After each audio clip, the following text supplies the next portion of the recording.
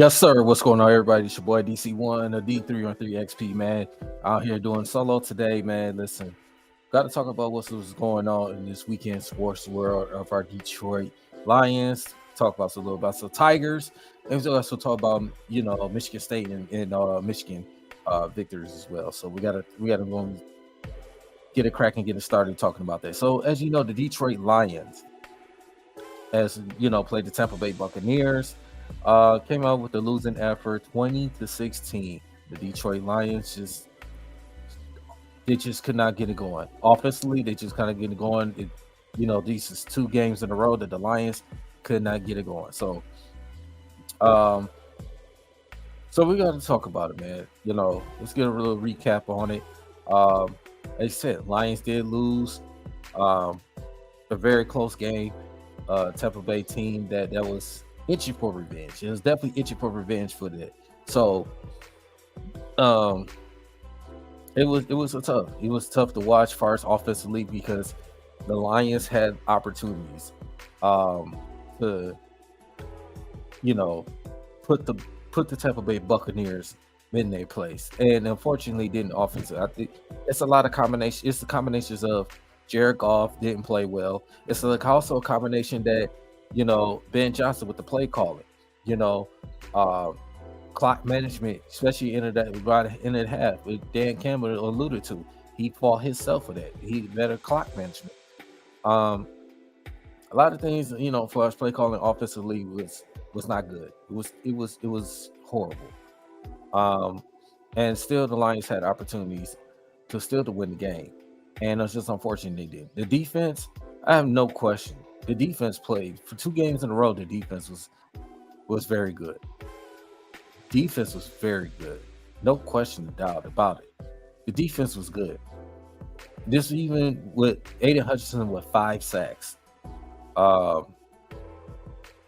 He was unbelievable, man.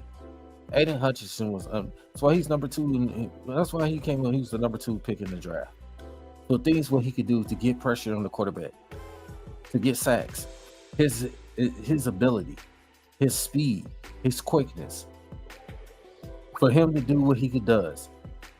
And then Lions defense, they held their ground. Yes, they may give up some plays here and there. It happens. Even good best defenses, they give up plays every now and then. But it's just the fact that the Lions defense held their ground where they needed most.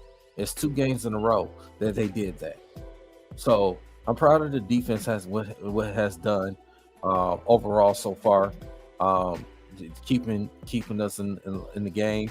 So, but offensively, Jared Goff threw the ball over 50 times. Over 50 times. I mean, you tell me. You got a guy that's throwing, a quarterback is throwing over 50 passes. Come on now. Wherever to the running game.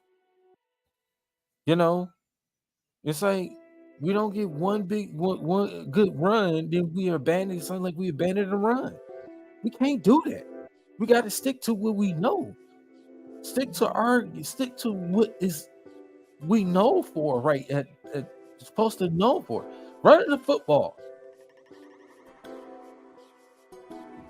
We got with the best offensive line in football.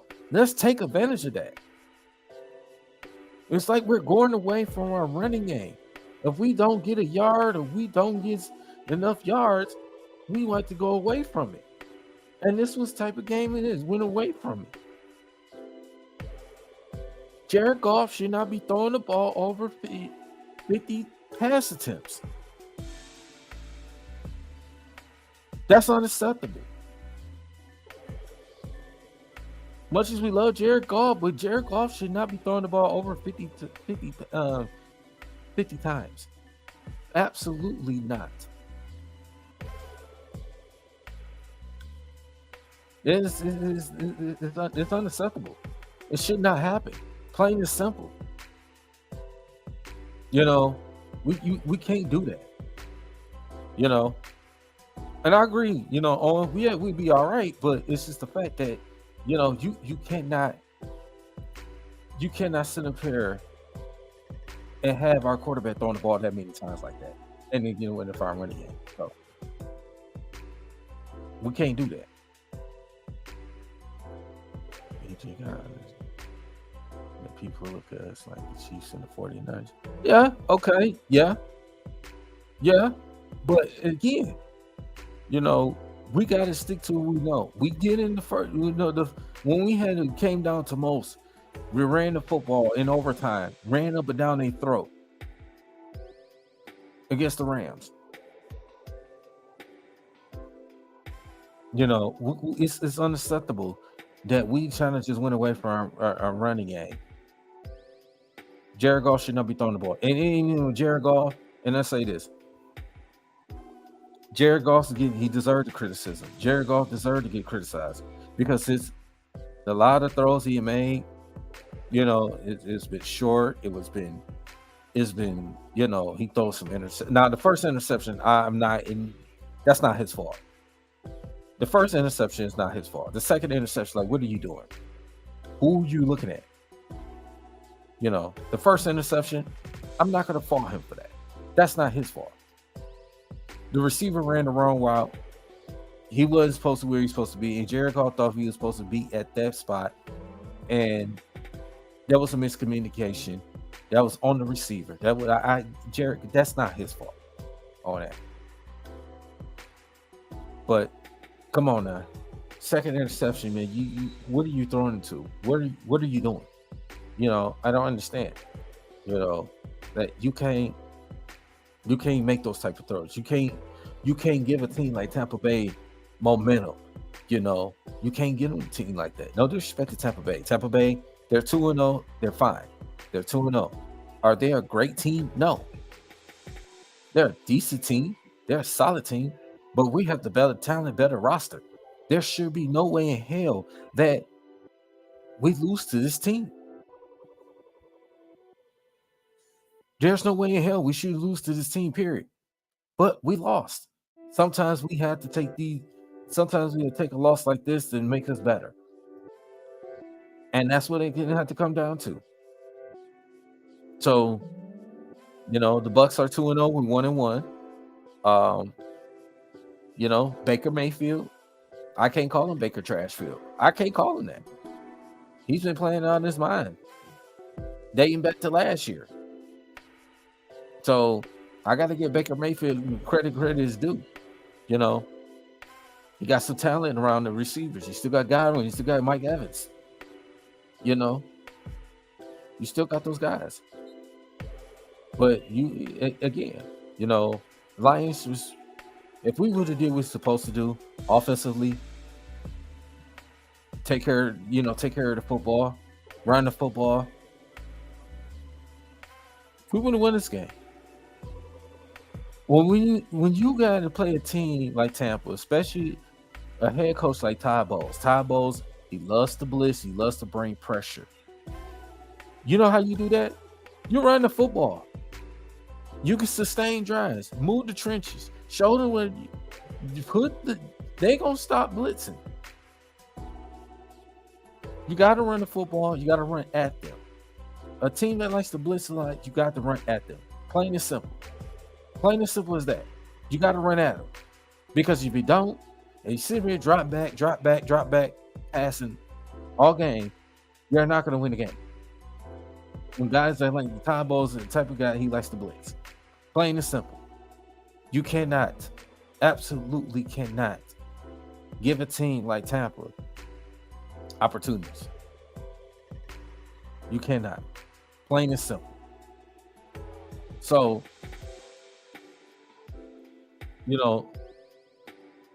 Lions got to play better. Lions got to play better. We got Arizona coming up.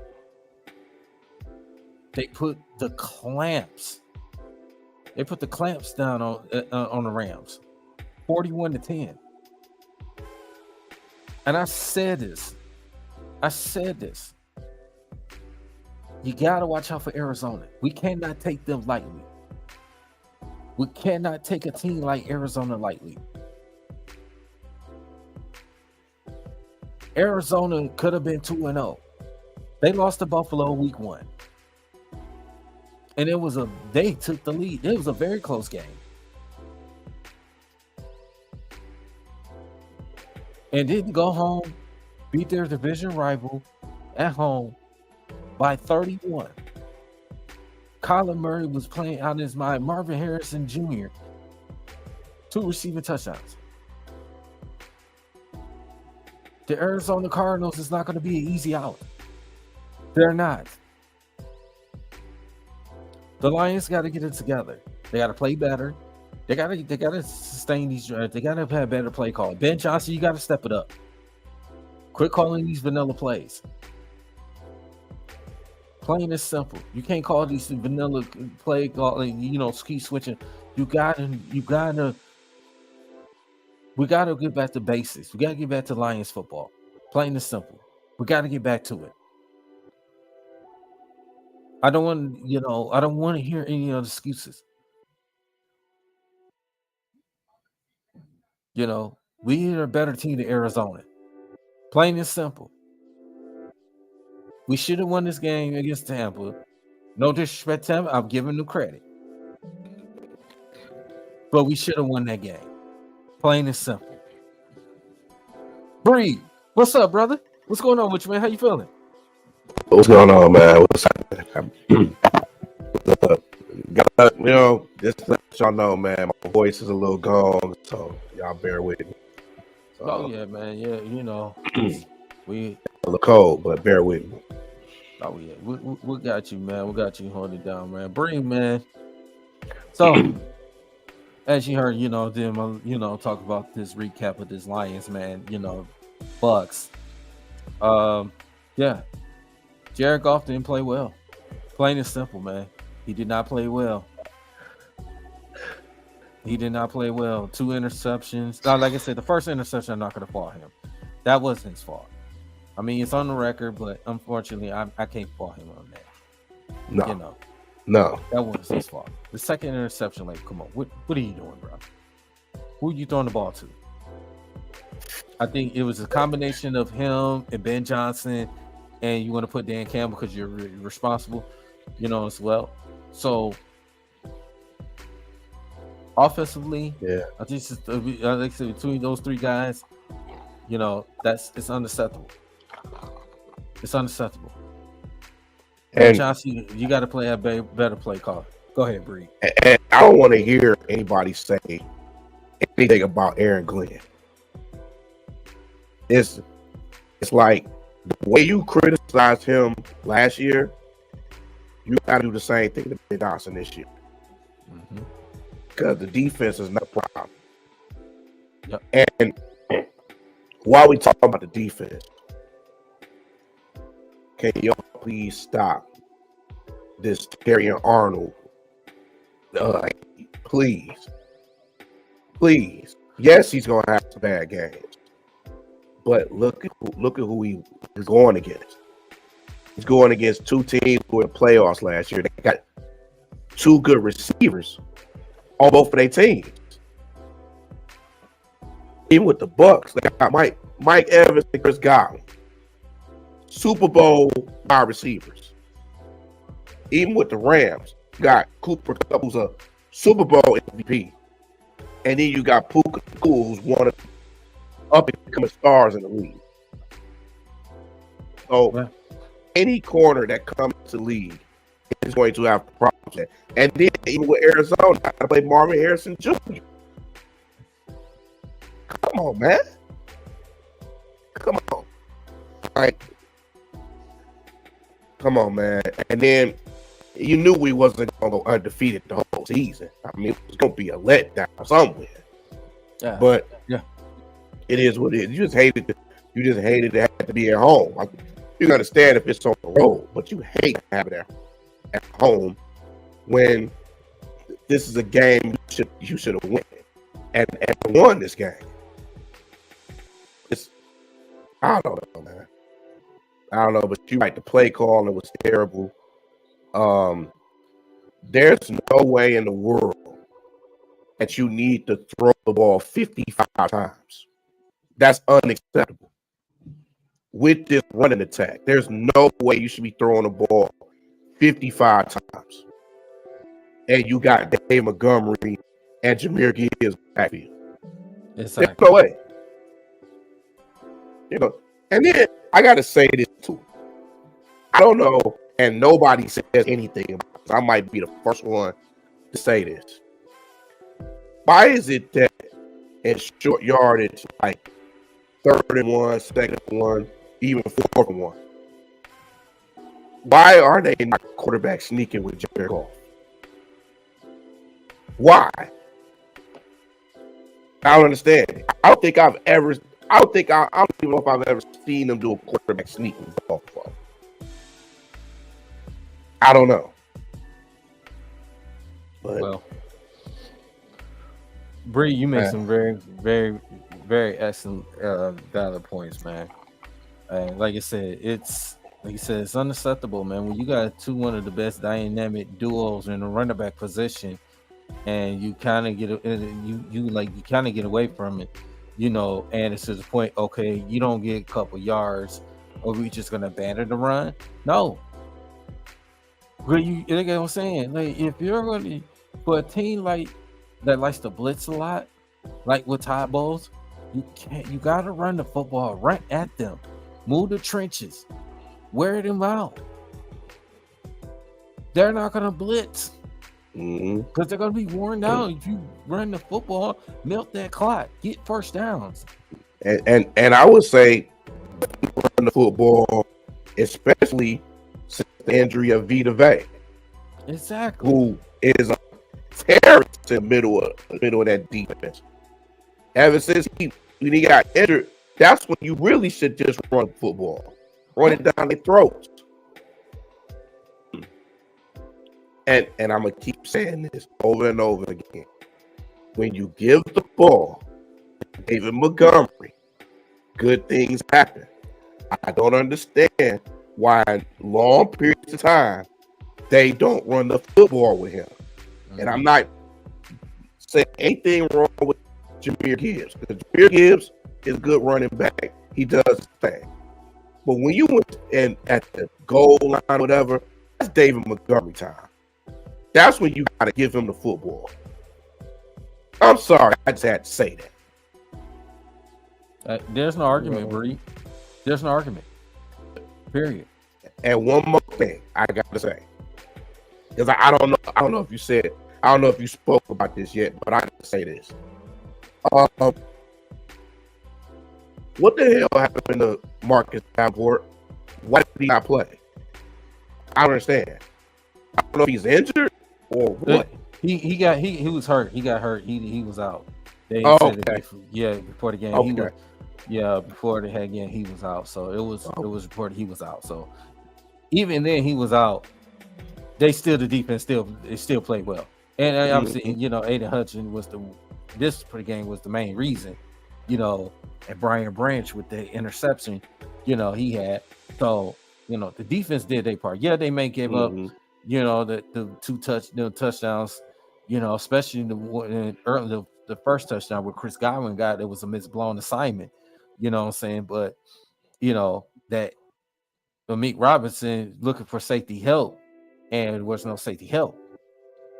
And, you know, the touchdown that Baker Mayfield had, that was just a situation, just like this poor tackling on that.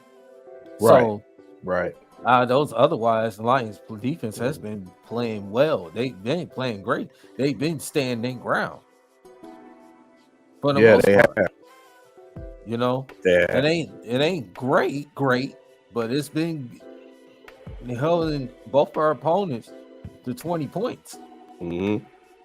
Yeah, and it's hard, and it's only so much the defense can do when the offense ain't doing nothing. The defense is on the field for such a long period of time, they're gonna get tired. And I know people say, well, you know, they got depth. It still don't matter.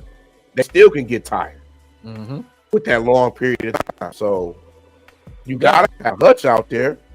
Like the game he had, he was playing the game of his life. Yeah. You know what I'm saying? Levi played well, Derek Barnes played well. So it's just the play calling. And this offense is better everybody is involved. You can't just target just one person. Mm-hmm. You can't play like cow bitches and just target, just see scam. Mm-hmm. And I'm like, Carl, you can't do that. You have too many weapons. You got St. Brown, you got J-Mo. It seems like they didn't want to go at J-Mo too much. Yeah. You know what I'm saying? And I gotta say this. I gotta say one more thing. I'm gonna let you go. Goff has to throw the ball better than Jameson Williams. I know Jameson Williams is fast, but there's a way that you gotta pinpoint that. It's too many times to where Jameson Williams is coming back to the football when he basically dusted his defender. You can't have that. That's how a person get injured. You can't do that. Yeah, I agree. And I'll say this too. I just thought about something. Speaking about J-Mo, I gotta get a shout out to King, man, because he did his video earlier. I gotta get a shout out to him, and he made a point that he was saying earlier that when it comes to J-Mo, why put J-Mo in the slot a little more. Put him in the slot a little more. Attack the middle of the defense. Because when King said that, I was like, why can't they just do that? Put J-Mo in some slots. Here's the problem with that, though. Here's a problem with that. If you put him in the middle, he's not going to want to take them type of hits like that. Well, I'm not going to say you. I understand that, but you put him in certain situations. Not saying all the time. Not like a St. Brown, because J-Mo's more of a deep threat. But if you did St. Brown, if you put him in a slot situation, and now it's like, who you gonna cover?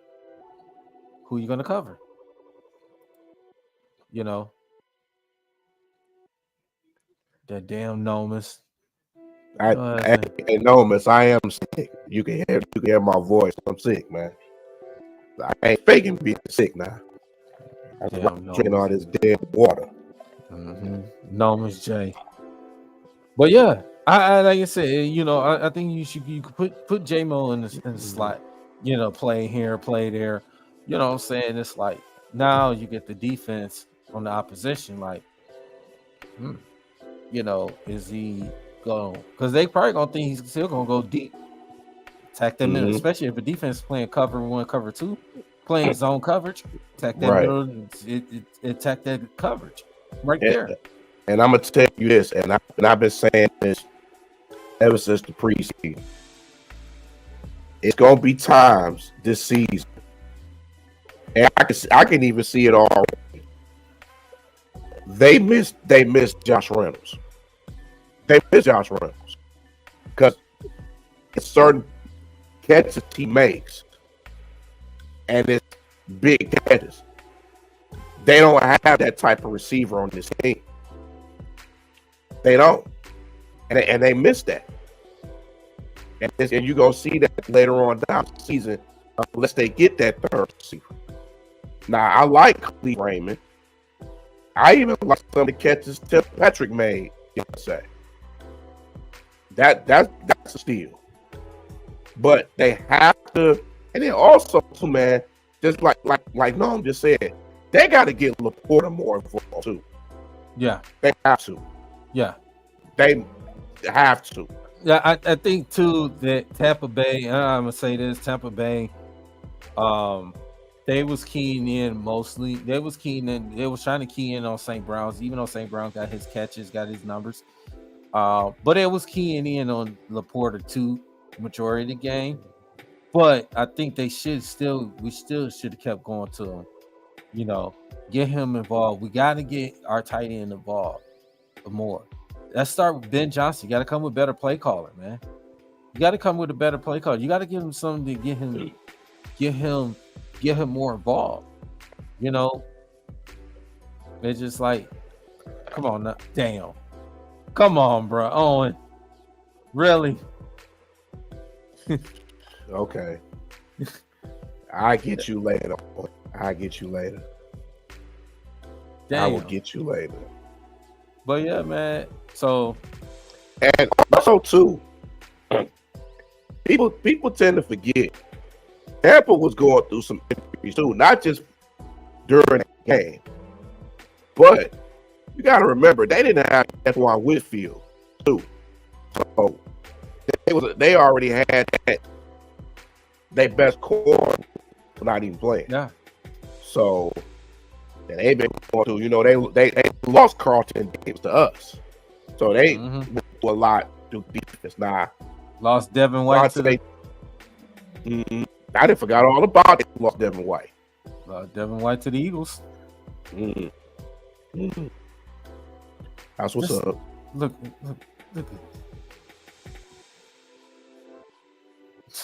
Really? Nah, bro. Look, Porter was booted. Hey, Nomus, you sound like somebody I know. And well, you know what I'm talking about. Yeah.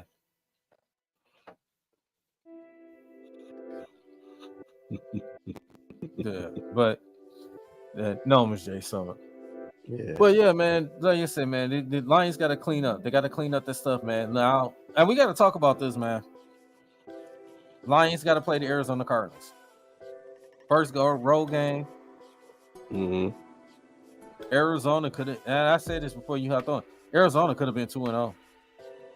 Arizona could have been 2-0. They gave Buffalo a scare in week 1. Yeah, they did. They took the lead. They led, if I'm not mistaken, they led majority of that game. And Buffalo came back and won that game.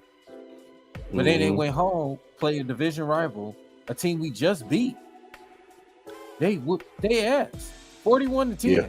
Kyler Murray was playing like the Kyler Murray that we all know. Marvin Harrison Jr. He had 2 touchdowns with 4 catches, 100 some. I can't remember the exact numbers, but 100 some yards of receiving. I mean, you know. We already, especially linebackers and our linebackers, our defense, we already have problems with running quarterbacks. Okay. For some reason, we always just we can't stop running quarterbacks. So you get a guy like Kyler Murray, he's healthy, he looks healthy, he's looking good out there. Pause. You know, there yeah. He's playing good ball, man. So, but yeah, you know, Arizona is not going to be an easy out, man. And then as I say, even the Lions, we would have beat Tampa yesterday, you know, but we still can't overlook an Arizona team because look how they playing right now. Look how they playing. I know it's still early in the season, but look how Arizona's playing, and. In a way, Arizona keep playing like that, they probably will be one of the teams that's contending for at least for their division. Because the way San Francisco's beat up right now, no Christian McCaffrey, no, I think Kittle's out, or no, Deebo Samuel is, you know, the way they looking right now. San Francisco, Seattle's been looking pretty good, you know. I know, you know, especially their defense. If Arizona keep playing where they're playing, they probably gonna be one. So Lions cannot overlook this team. Lions got to clean up the mess. They got to, you know, the things they got to clean up. They got to play better. You got to be better play calling offensively. Got to be better clock management. Dan Campbell, you know, especially in that first half. You know, you admitted it that you say you blamed yourself for that. You can't have those type of mistakes like that. We have the better talent. We got the better talent than Arizona. I expect it's going to be a close game. It's going to be a close game. I think Arizona is going to give us problems. We got to contain Kyler Murray. We got to contain him. So what are your thoughts, Bree? Oh yeah, we definitely do. We definitely do. We got to stop.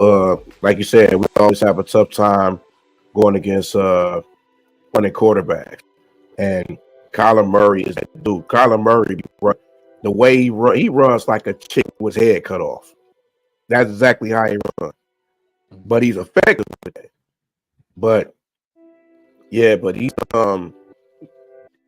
definitely he's gonna be a problem. He's definitely gonna be a problem, and they're gonna be at home, so they're gonna be extra motivated. So you definitely gotta stop Marvin Harrison. I'll tell you somebody else they gotta stop is James Conner. Yeah. James Conner is a hard-nosed runner. I don't know why Pittsburgh let him go, but hey, he's always been that hard-nosed runner. He's been like that since college. So they definitely gonna come to play. Then, you know, on defense, you got to watch out for, you know, Buda Baker. And then you got a former Lion on the team in Julian Okoye. So, you know, that's something to watch out for, but you definitely cannot take the team for granted. Well, you can't take no team for granted, no matter what their record is. Mm-hmm. But Arizona, they going to come to play. You know, they on a high right now with the way that they beat the Rams. Because Kyler Murray, what did he have? He was 17-21, 266 yards and 3 touchdowns. You know, Marvin Harrison, 4 receptions, 130, 2 touchdowns. James Conner, 21 carries, 122 yards, touchdown. So he averaged 6 yards a carry. Yeah. So, and also watch out for Michael Wilson. Michael Wilson he's sneaky. He's sneaky. Yeah. Yeah. So, like I said, the Lions just gotta go in and clean up. You gotta get pressure. You gotta try to do our darndest to contain Kyler Murray, because Kyler Murray gets going outside of that pocket. You get him that time, he's gonna find his weapons. He's gonna find his players out there. So we gotta hope we get a guy that's healthy. They get the Davenports, you know, to get him healthy. You know, DJ Reed. Hope we get some pressure, man. Get some pressure. You know what I'm saying, to contain. So it's just you know, we got to get it together. We got King, man. King in the comments. Yeah. We got King in the comments. What's up, King? What's up, King? If you wanted to join in right quick, King, man, the link is in the chat. Owen, if you want to join in, link is in the chat. You know, if you have the time. But yeah, man, they got to get it together. They got to get together. They got to clean up. They got to clean that up, man. Jared Goff cannot turn the ball over. You can't make those silly mistakes. Ben Johnson, you got to come with better play calling. We got to run the football. We got to play. We got to get back to what we've been doing. We got to get back to what we've been doing. Plain and simple. Oh, he said he on the road. Okay. But yeah, we got to get back. We got to get back to what we should be doing. Running the football, moving the trenches. We got to get back to those bases. You know, get Laporta more involved. We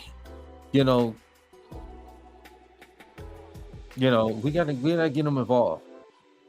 Mix up the play calling, Ben Johnson. Dan Campbell, clock management has to be better. Okay. You know, I don't want to see no more the mistakes like this. We should be damn a disciplined football team this year. Respect more veteran from this team. Arizona's no slouch. We can't take them lightly. Yeah, they run the football more. Yeah, please run the football. Move the trenches. We got one of the best offensive line in football. Move. What we did to the Rams, and especially in that overtime, what we had to ran up and down their throat. I expect the Lions to do the same thing. Let's see how good of Arizona defense. Let's see how good Arizona defense is. You know, we got to play our game. Yeah, with Buda Baker and all them. Yep. Yeah. You got to play our game. That's just plain and simple. Wow. Lost his 50 quarterback in both games. Doesn't look good. Yeah. Yeah. Absolutely right. Kane is absolutely right what he just said. We got to run the football. Jared Goff should not be throwing over 50-something pass attempts. 55 times. That's unacceptable. Totally unacceptable. And we got David Montgomery and Gibbs, one of the best running back duos in the league. Ain't no way the fuck in hell you get Jared Goff having throw the ball that goddamn many times. And they ain't like the Dallas Cow bitches when they was down by 20-some, almost 30 points. We had to throw the ball that many times. Like, come on, the crazy thing is, their rusher was Baker Mayfield. 5 carries, 34 yards, and a touchdown. Yeah. Acceptable. Totally acceptable. No. And you know what's more crazy? Tampa had 216 total yards. And still beat us. Yeah. They had 146 passing yards. Like, oh yeah, and King had brought this up too early when I watched this video. Yeah, they made hitting the hook in red zone situations. Yes, definitely agree with that. Put hitting the hooker out there in some red zone situations. You know, confuse the defense out there. You know, put them out there. And we can't even say anything about time possession because the Lions had the ball almost 34 minutes. Almost 34 minutes. That we had it 26, over 26 minutes. They've had time. Yeah. But it's only so much the defense can do. Be unpredictable. Yeah, absolutely. Be unpredictable. Plain and simple. You know, and they had 106 passing yards and 117 that was 117 Scotland. Mm-hmm. Mike Evans only had 3 catches for 42 yards. Yeah. So. But yeah, this is the Lions. They gotta clean up the mess. They gotta clean it in. But we were first in the we was first in the rest of that. And look where we're at right now. Look where we at right now. I know it's like I said, it's early, but look where we at right now. We gotta clean those mess. It's plain and simple. You know, For sure. Yeah, I believe I believe they would still come together, but they gotta have a better play calling. That's plain and simple. You gotta run the football, you gotta put touchdowns on the board. We can't settle for field goals, we can't turn the ball over in the red zone, we can't do none of that shit. It's plain and simple. You know, like I said, like King was talking about, you know what I'm saying? Add in the red zone situation. And another thing he brought up, more double sets in the backfield with Gibbs and Demo. Hell, I'll put Craig Reynolds in there too. Mm-hmm. I'm surprised they didn't have him in there. Put Craig Reynolds in there. You know? Mm-hmm. Hit it once and Gibbs for 20. Yeah. They gotta keep going. I mean, if it's working, you gotta keep going to it. If I'm Ben Johnson and Dan Campbell, I'm gonna run at Arizona. I'm run at Arizona. Because to me, Arizona, you could run down their throw on the defense, run their defense down to the ground. Because their defense is not like a damn Ty Bowles Tampa Bay defense that likes to blitz a lot. For a team that likes to run, that likes to blitz a lot, You got to run the ball. You got to move the trenches. You got to wear them down. You have to. You gotta, because you go sit in the pocket all day. You sit in the pocket. You drop back passing the 3 steps, 5 steps, 7 step drop backs, and you turn around. They blitzing at you, and they getting to you. You cause you to turn the ball over. What you can expect? Come on now. And it seems like at times Golf just throws. It's like he throws the ball to the ground just to be like, "Hey man, I quit. Yeah. I ain't gonna run after me. We'll just do another play." You can't do that. If he's open lane, just run. Just run. Exactly. You afraid of? Just run the ball. And like I said before, why do they not do quarterback sneaks with Golf? I don't understand. Why not? You have the offensive line. Just do that for once. I'll be honest with you, Bree. And I think I would not have Jared Goff in a quarterback sneak situation like that. Hell, I would throw Hendon Hooker in there. I don't know. Maybe everybody may disagree with me on it. I'll throw Hendon Hooker on a quarterback sneak situation. Mm-hmm. You know, I throw him in there. Mm-hmm. Why not? Or you know what I would like to see on this team? I would like to see them run some wildcat with Jahmyr Gibbs. I would love him to do that. Just try it. Yeah. Just to see if it'll work. Try. Yeah. I mean, you have the running backs. Yeah. Just use them. Mm-hmm. You got David Montgomery in the goal line when you at the 2-yard line. We had one of the best duos of running back in the league. Utilize them more. Utilize them more. Ben Johnson. Right. Drew, what's up, bro? What's going on with you, man? What's going on, fellas? What's happening? What's up? Mr. Florida State, but we ain't gonna talk about them. But you know, we ain't gonna talk about them, man. So Drew, man, I'm gonna be real with you. I'm the only fan that don't run away. When they win, I'm there. When they lose, I'm there. Okay. Unlike Michigan fans, I'm just saying. Exactly. So Drew, man, so what are your thoughts about this?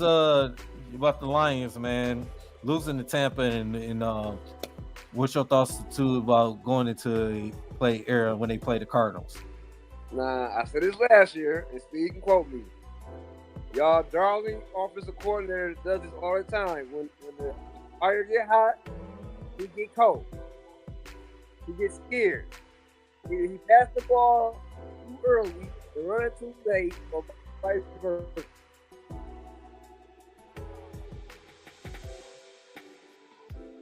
Your audio.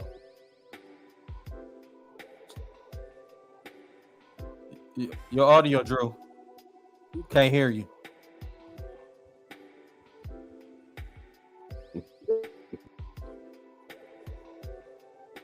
You hear Drew? That no mistake Wi-Fi over there. You said, yeah, it's going in and out.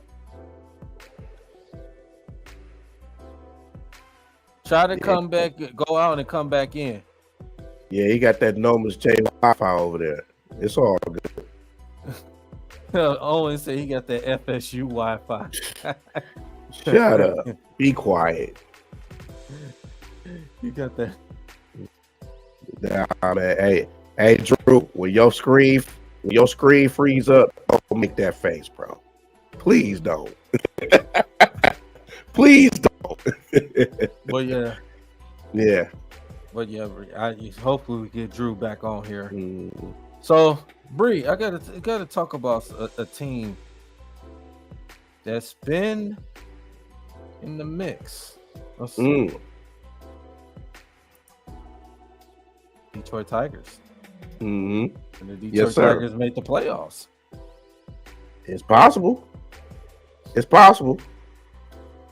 Let's get a little recap right quick. And the Detroit Tigers right now, they're losing 6-4, top of the six, to Kansas City.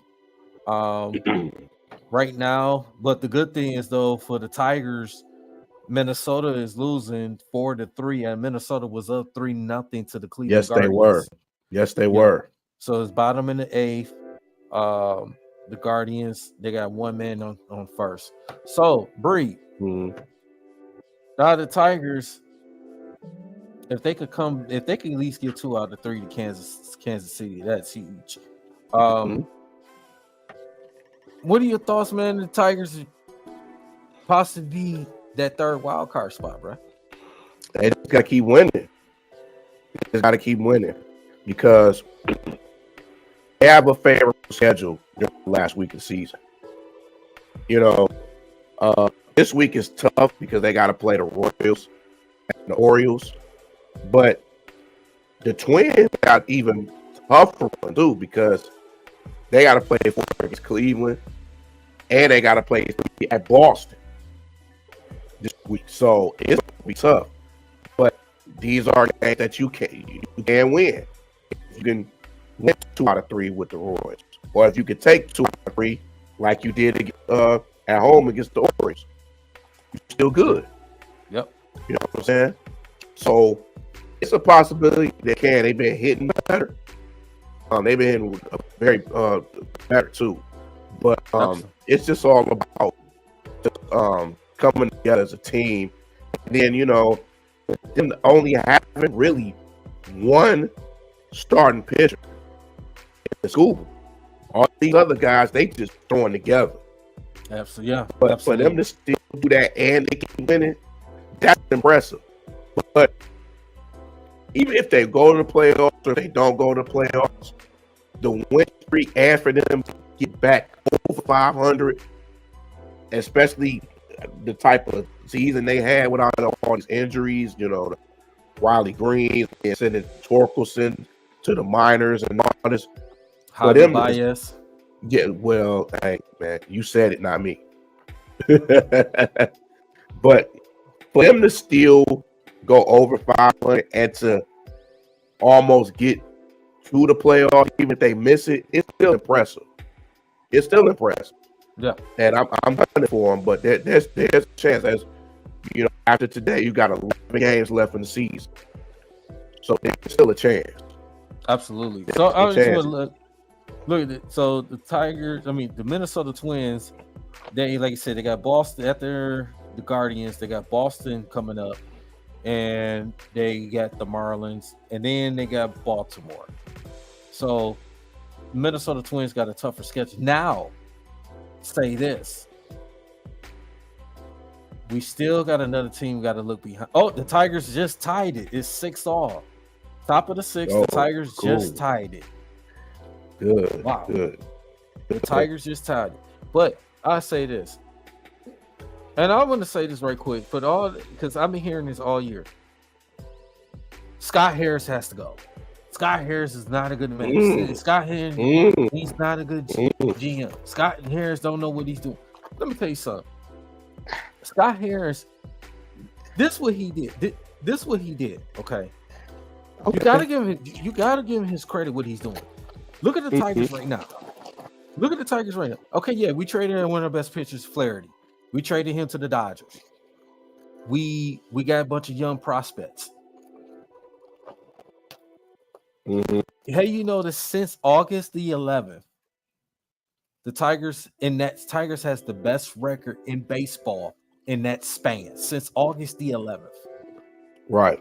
Since the trade deadline, the Detroit Tigers had been in the top 3, had the top 3 best record in baseball since the trade deadline. And they had one of the best run differential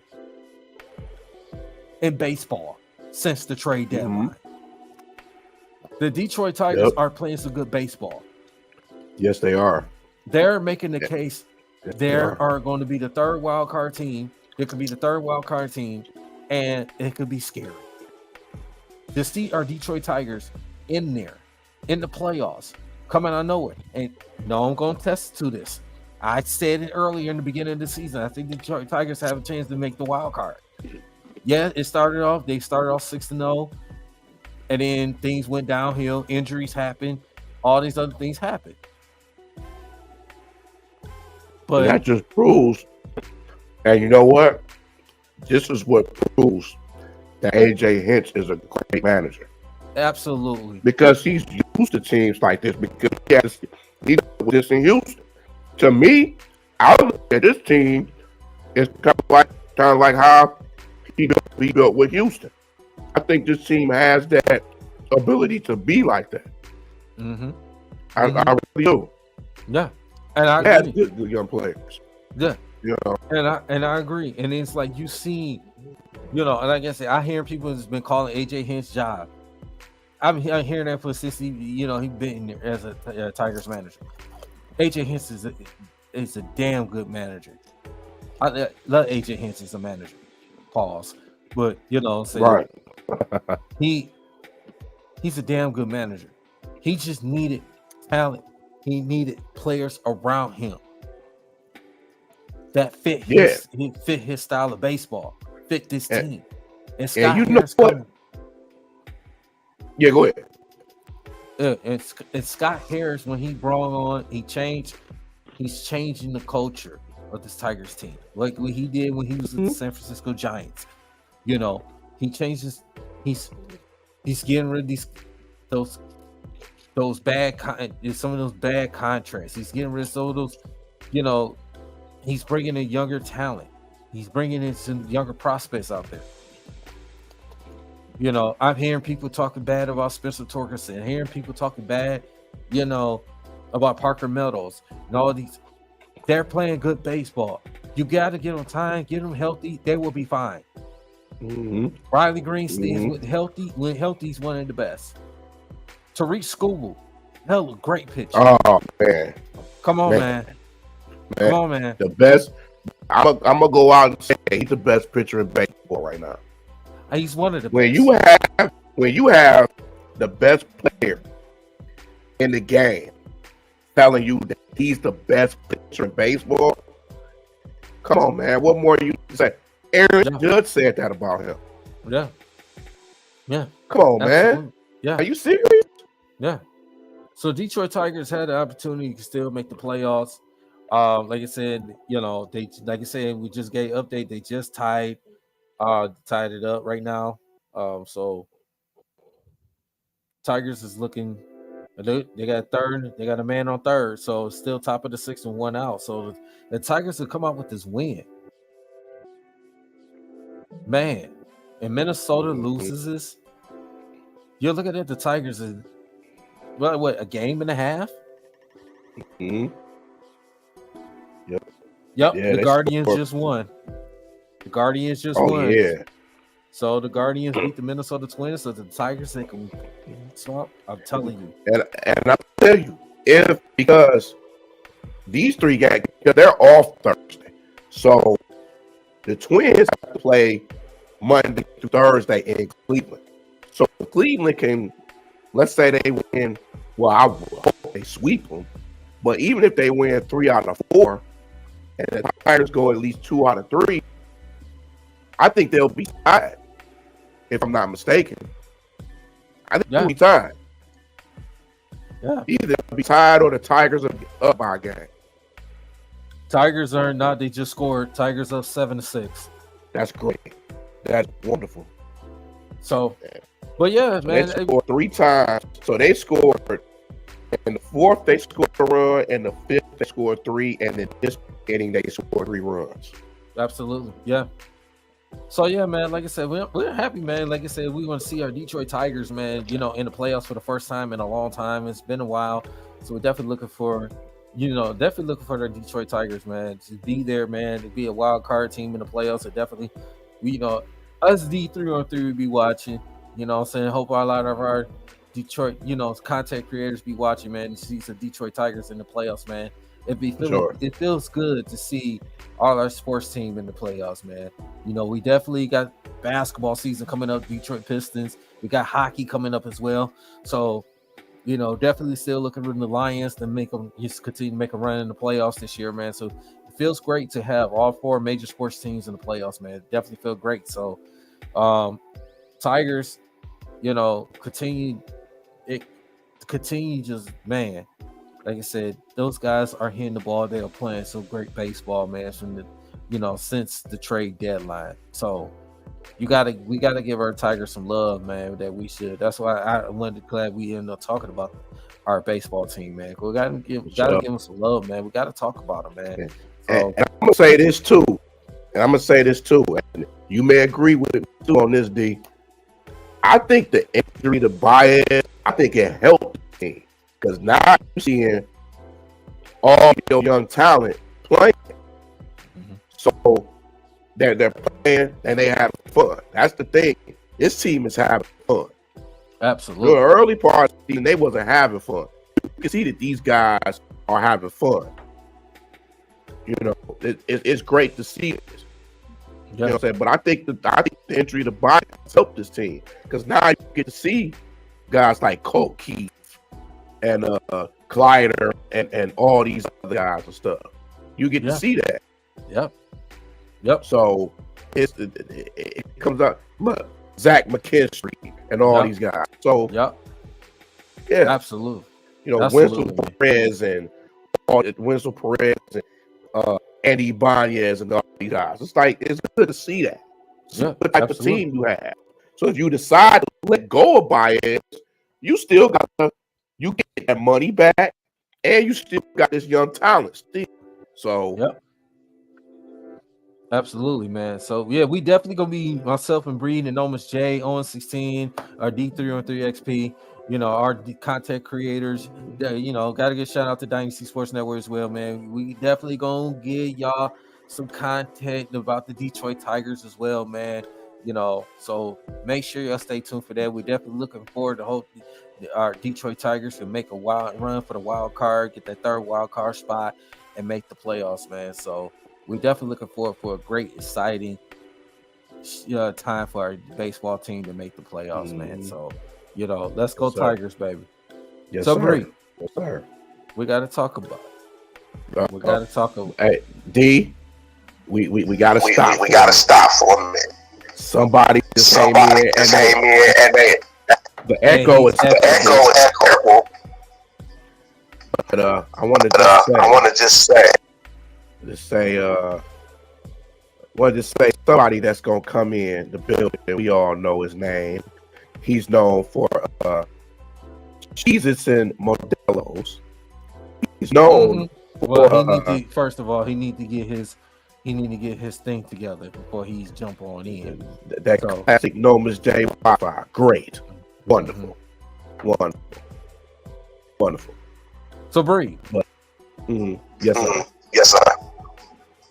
If Noma's J go ahead and okay, so Hey, Noma's, do me a favor. If you say back up from the camera. I just want to say we're glad you came in. Oh, well, thank you. And also back away from the camera. Naga. I just gotta say this. I just want to come in real quick because I'm kind of caught in a little situation. First thing first. You are. Shout out to the Tigers. I gotta admit, Gerald was kind of right. Like when they was down 10.5 games, I was like, man, they'll probably push to about 5 games from it and then fall off. They still win, and they might lose tonight. So, shout out to the Tigers. They've been losing for so many years. It's now that they're winning, it's almost like the city ain't even noticed it yet. And it's like, y'all been noticing that they've been playing real good baseball. Like, come on now. Happy to see that for them. The other thing I wanted to come in here and say is this. I may still try to put out a video about that. I do believe Dan Campbell took that game personally yesterday. If you paid attention to that press conference, when you come out and admit that, hey, I feel my team, the coach let them down, that's a huge statement. And I've been rocking with Dan Campbell since he got here because one thing I know, and we all know, that man knows that he sees a problem and he sees it early enough, he's going to do something to address it. He's done this every year. So as far as me being worried about us moving forward in the future wise, I'm not. Because I know he got something cooking up. When the defense was always having his problems, he never gave up on Aaron Glenn. He kept him back for a reason. And now you've seen it. First of all, shout out to Aiden Hutchinson, Brian Branch, Levi Enrique, and Derek Barnes. They did their thing yesterday. Shout out to them. You know what I'm saying? Yeah, unfortunately it came in a loss. That interception might have been one of the best interceptions I've seen by a Detroit Lion. Like, he literally jumped up and yanked it out there. Like, that's just the way he did. That was so epic. But the offense, they got work to do. We are a really good team, offensively sound. The problem is we're not simple enough. We're overthinking things. We're overdoing stuff. Jared Goff got to settle in. They got to get back and meet each other in the middle again. You got to get everybody involved. You can't force feed one or two players. This is the offense that's designed for everybody to get their hands on. When we were doing that, Jared Goff couldn't even throw a turnover a couple years ago. And now, he's struggling a little bit because we're trying to force feed. It's almost like we're trying to play to prove something. And that's not a good sign coming out early yet. You're a playoff team. Your job is to come out here and drive the car. That's it. I don't need you to get on the freeway. I don't need you to speed. I don't need you to make any crazy flips with the car. Just drive it on the main street and stop at the lights when you're supposed to. And that's what they need to be moving forward. Keep it simple. Keep it discreet. Be aggressive. Be more physical. You should not allow any other team to come in here and hit us with everything we've been hitting other teams with. And that's a damn good team. Don't get it twisted. But let's be honest here. The way Tampa Bay played yesterday, I feel like they divisional rivals would have kicked their ass. So it wasn't like, they were just so spectacular. They just hit us a little bit with our own magic and punched us in the mouth. Clean it up. That's all they got to do. Clean it up. You know what I'm saying? I ain't about to scream for nobody job. Spend time for that. I ain't as bad as he did play. This ain't necessarily trying to slander the man either. It's just recognizing that he got to play a little bit better. I don't need him to have no spectacular games. I don't need that. I just need him to go back to driving the vehicle. That's it. I don't need you to play like a top 5 quarterback. Those games will happen where he will play like a top 5 quarterback.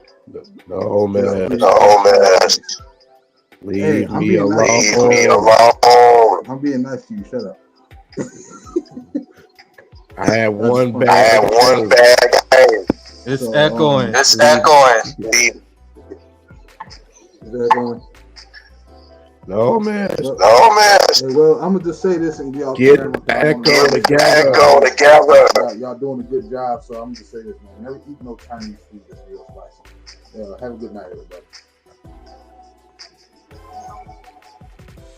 And it was brought to you by No Much J. Someone don't eat no Chinese food. Yeah, okay. Don't eat everybody's Chinese food, No Much J. Shit.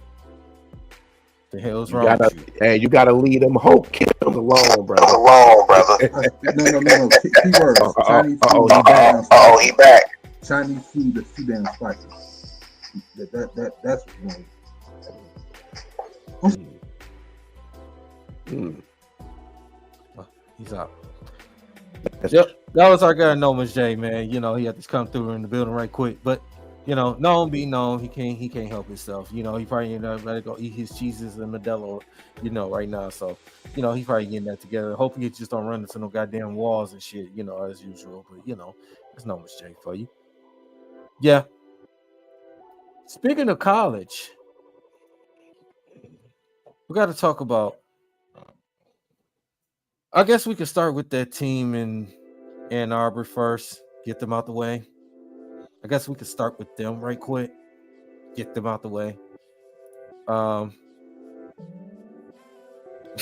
He said Noman's at the Cheez-It convention. Hey, Owen. The convention be slamming, brother. I'm telling you. Nolan's going to the Cheez-It Hall of Fame. Oh my God! Matter of fact, they got the Cheez-It Bowl. Don't they got the Cheez-It Bowl game? I think so. But yeah. Man. Oh, no, Miss J. Typical no, Miss J. Oh man. Well, the mic. Yeah. Yeah. I know. Yeah, I know. But yeah. I guess we could talk about that team in Ann Arbor right quick, man. Mm-hmm. I guess we could say, give them congratulations, whatever.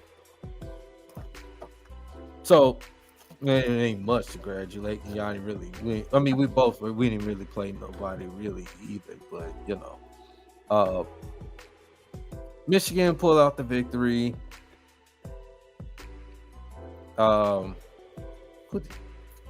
Don't even remember who they. I don't give a shit who they played. To be honest, they got their quick victory. They won 28. Was it 28-18? Even the game could have been closer. Wilson, they had opportunities, but and then their quarterback. Oh my goodness, their quarterback. Davis Warren.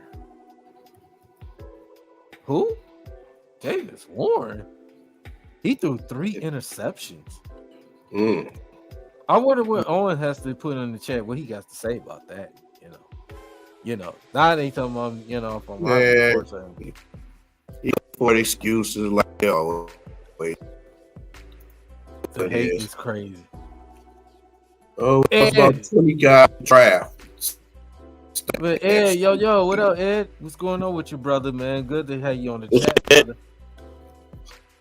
Ed is in the building.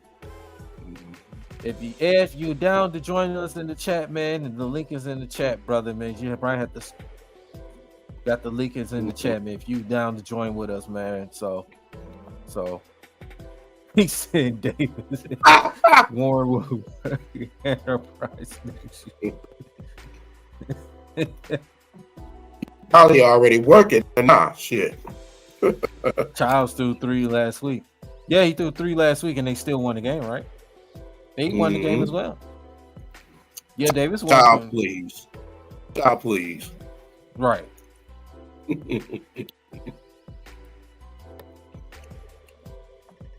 Yeah. Well, that boy must keep saving the hell out y'all. Mm-hmm. He keeps saving y'all. There he is. There, guy. Edwards has been terrible this year. Yep. Terrible. Just saying. That's what I'm saying too, man. Only 18 points to Arkansas State. Don't go about 10. Mm-hmm. No. And we played at Prairie View AM. They had a donut. They had nothing. A donut. That's all they had. They had that. Yeah. Hey, Owen. We gonna enjoy 3-0 just like you gonna enjoy 2-1. They're probably gonna be. They're gonna be 2-2. Oh yeah. They're gonna be 2. They're gonna be 2-2. Because now y'all got Horsey starting against USC. Mm-hmm. We gonna see how good that's gonna be. Mm-hmm. Mm-hmm. So Michigan did take that victory against Arkansas State, 28-18. Yes, they got their little victory. Their quarterback threw 3 interceptions, but it is what it is. Oh man, here you go. You throw that the 49-0. What up? What up, Ark? What's up, brother? Man, it's good to have you back, brother. What's good with you, bro? Chilling, man. Chilling. Good to be back, bro. How y'all brothers been? We're good, man. Bree must be froze up. Yeah, he froze up. Man, so we're just about to get into talk about this Michigan State victories. What's your thoughts about? I'm gonna start with I guess we go with Michigan right quick. What was your thoughts of about Michigan, man. What things they need to get cleaned up and things they need to do, man. To be real with you, I think honestly, the only thing that Michigan can do right now is just get older and continue to develop. We got a lot of young guys coming in this year, first time playing. Got some freshmen in the rotation, whatnot, and it's a gap year, man. And so the way I see it is, Sharon can somehow get a winning season out of this. The brothers' coaching acumen is, definitely up to par with what people thought it was. If he can get, I'll be honest with you, man. With the team that they have here, if they get a 500 record, man, I'll be proud of Sharon. But they just got to get older, man. We don't really have a quarterback, as we said, brother. Davis Warren out here throwing a whole pond full of ducks. It's Lord Jesus. It's tough. It's tough to watch, man. But it's a gap year, man. Sharon is last time I checked, I think that's like the number 3 or number 4 recruiting class coming in next year, and it's only getting bigger. So, man, we just gotta get through this year, man. Not sure if we get to a bowl game, like I said, I'll be proud of that. Because we really don't have much going on for us right now. A lot of guys left and a lot of freshmen in the rotation, sophomores, whatnot. So yeah, we'll see how that turns out. But I think you made a good point. Like, to be real with you, man, they could have lost that game, man. To be very honest with you, some things that the other team didn't capitalize on. They could have been exploited, and just I think that's the difference between high level Division I talent and these lower level schools in terms of what kind of bodies are getting in there. But to say that game wasn't winnable for what did they play? Arkansas State or something like that. Mm-hmm. Yeah, and that game was winnable for Arkansas State, man. So, and a large part of that has to do with the turnovers. Davis Warren, man, young man got to take care of the ball. But that goes back to does he have the talent to do that? Yeah. You made some great points on that, man. So I mean, like you said, Michigan, they gotta, like you said, they just going through things. They say losing a lot of players into the draft, and for them, for that team to have a, not gonna necessarily call it a huge makeover, but it's kind of like they had to. It's kind of like rebuilding, rebuilding. They're like rebuilding. So I mean, I think they'll definitely make a bowl game. They're definitely gonna get wins. They're definitely gonna make a bowl game. But like you said, they don't have a quarterback. They don't. So not at all, Davis. And then what does Davis run, like a red shirt? He's a red shirt junior, a red shirt senior. I mean, the guy's a preferred walk on. That I know. He's not like a high level recruit. He's just finally getting in his turn. He's a guy that to be very honest with you, didn't have the talent to have anybody rate him. And then he just scouting services, walked on to Michigan, made the team. It's a cool story to tell to his grandkids because it doesn't equal wins when he finally gets his reps. So, guy, young man's just not very talented. And it shows. If you're struggling to throw the ball against a team like that, I agree with you. I think Michigan does make the bowl game, but to be very honest, and I'm a Michigan man, but we're not going to be a homer here. I don't think we win any of the rivalry games this year. I think Michigan State definitely is a better team this year, and I think Ohio State. I think we get crushed by Ohio State, and that's just kind of what it is. I hope I get proven wrong, and they show up and pull around out of their half of those games. But I know you're a Michigan State guy, but you guys got a dog over there in Aiden Childs, man. That kid, that's an NFL quarterback. That kid is definitely a next level talent. If he keeps it on track, listens to the coaches and develops, man. You guys got a guy that's gonna see reps in the NFL if he plays inspired, right? We don't have that right now. Absolutely. Speaking of Aiden Childs, speaking of Michigan State, man. So Michigan State, enough with the Michigan talk, no disrespect.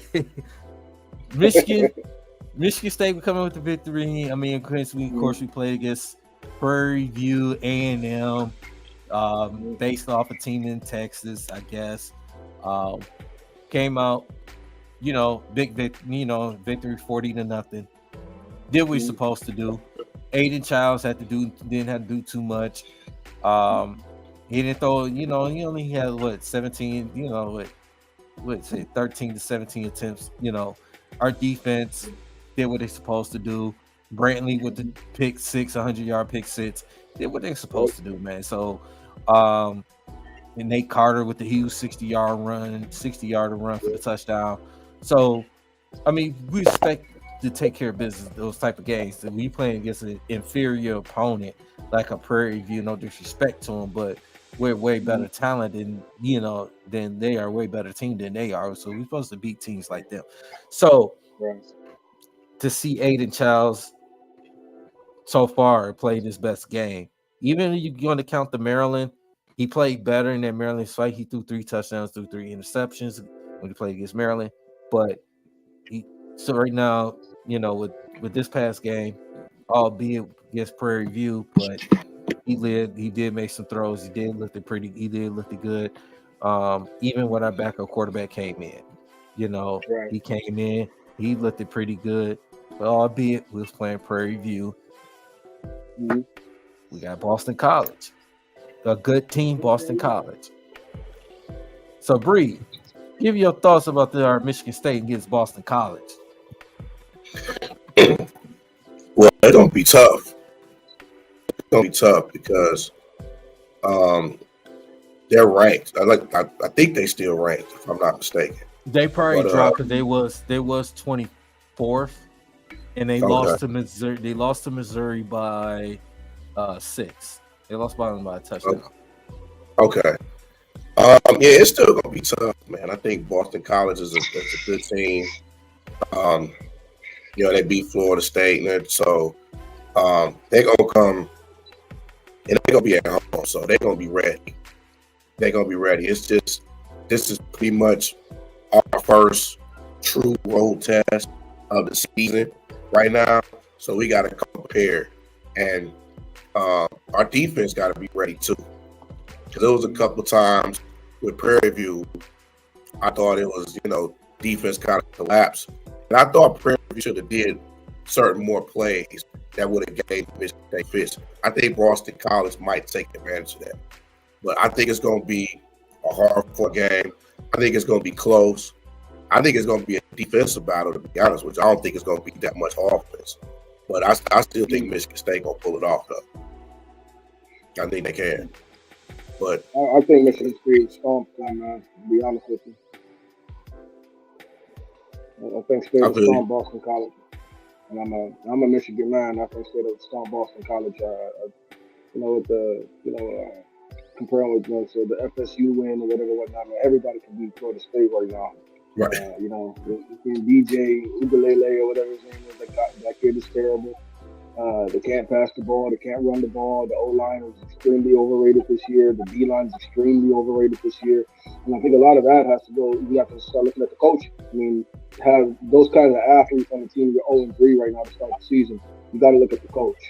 I don't think they have it. The thing is, man, they don't have a system.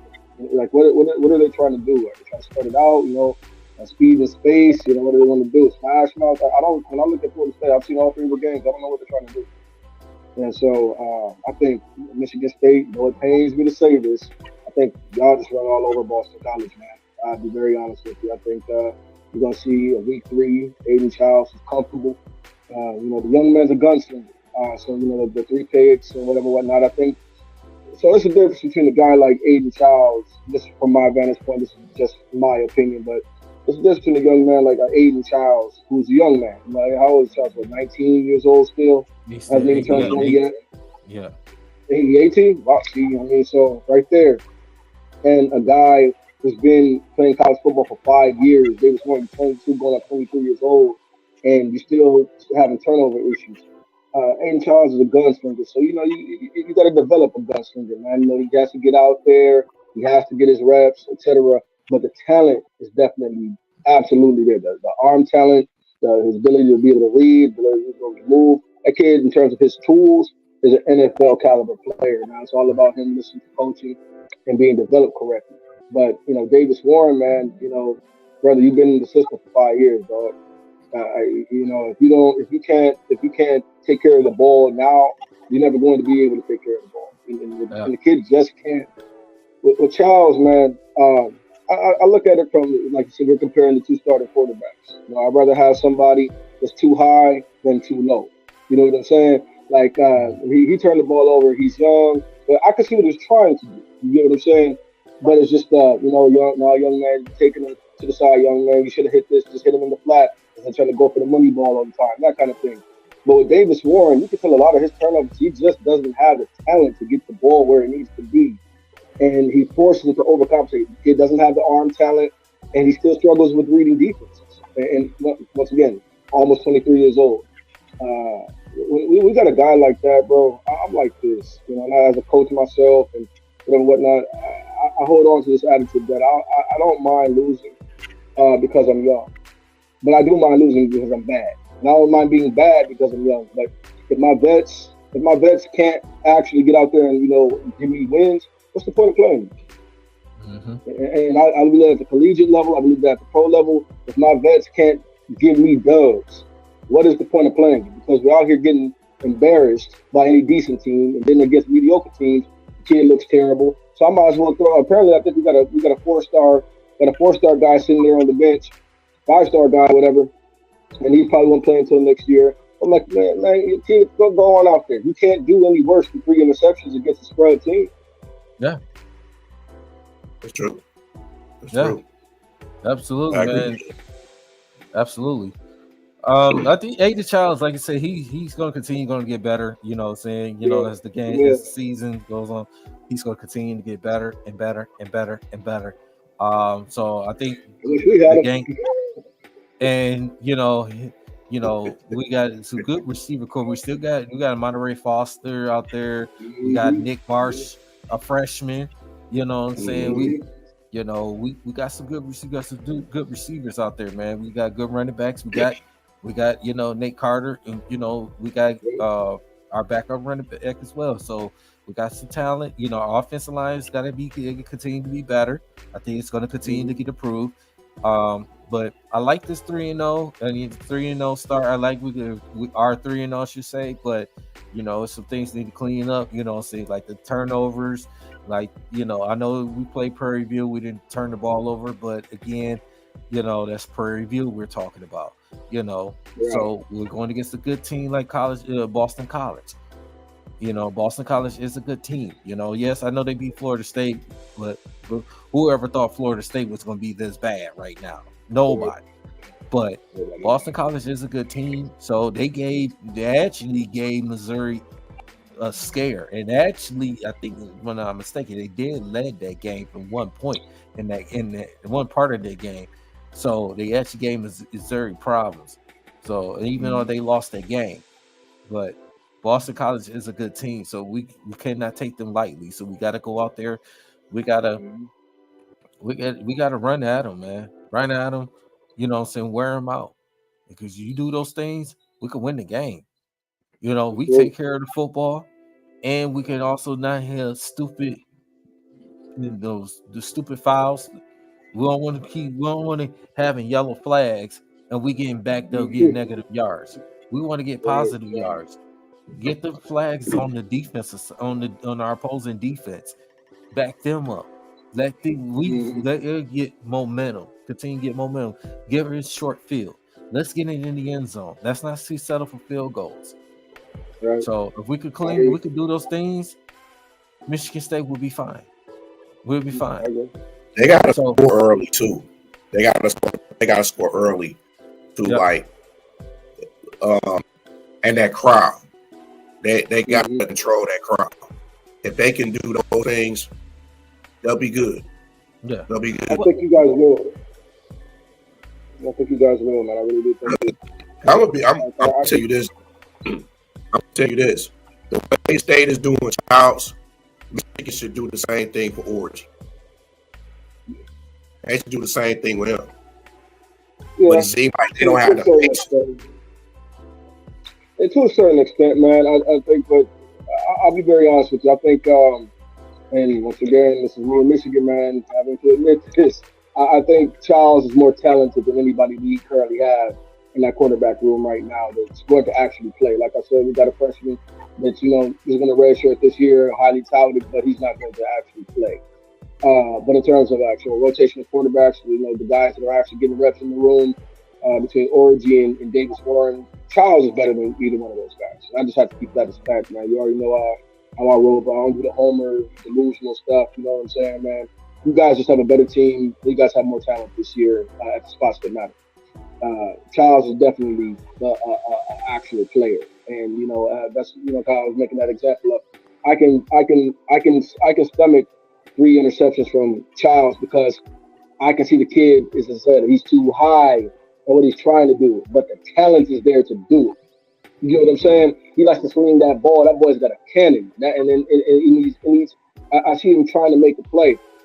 His thing is just to be coached up, making the right play consistently. You don't always have to go for the money ball because he's got so much arm talent. He's got so much arm talent. He likes to try things. You don't always have to try things, young fella. Work the flats, man. Work the middle of the field. You don't always got to go for the money ball. I think that's his issue. But see, that's you. But with Davis Warren, brother, young man, you're a grown man. You're a grown man, and you still got the problems of an 18, 19-year-old, man. And a lot of it is just that Davis Warren throws picks because he tries to overcompensate for his lack of just God-given ability. He's just not good. The kid doesn't have the arm talent to work the field. He can't. One thing I noticed about Davis Warren, bro, he can't get the ball out to the flats, man. He can't. That kid is throwing a pond full of ducks this season. Even in wins, from a whole pond full of ducks and geese and whatever else swim in the pond you can find, man. The kid, he just doesn't have it. He just doesn't have it. Aiden Showers, I think, during week 4, man, I think you're going to see a young man that's a lot more settled in. I think he's going to play a lot more discipline. From what I hear, the young man is very coachable. He listens, and he's a very hard worker. He's always watching film, takes critique, from what the coaches are telling him. So y'all got a stud, man. Y'all got a stud with that kid. We don't have that right now.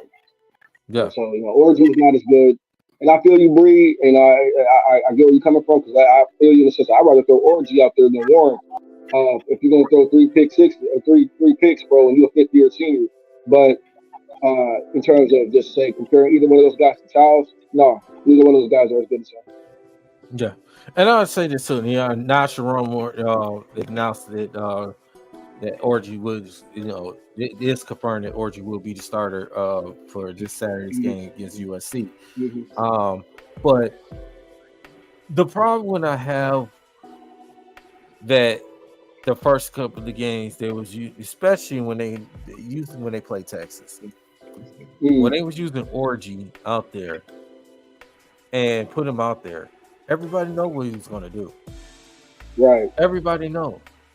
If you're a true diehard football fan, when they see Alex Orgy every time he's lined up behind center, everybody knows he's going to keep it to run the ball.